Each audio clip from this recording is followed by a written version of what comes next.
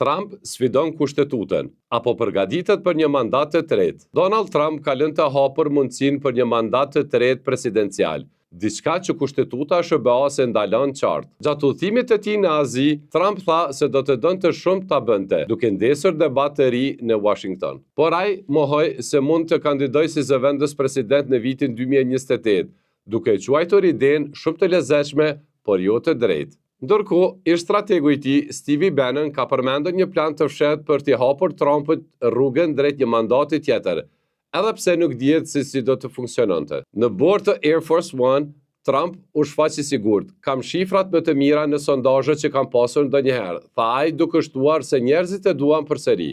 Ai përmendja dhe JD Vance dhe Marco Rubio si pasardhës të mundshëm, duke i quajtur të pandalshëm. Por një gjë është të qartë.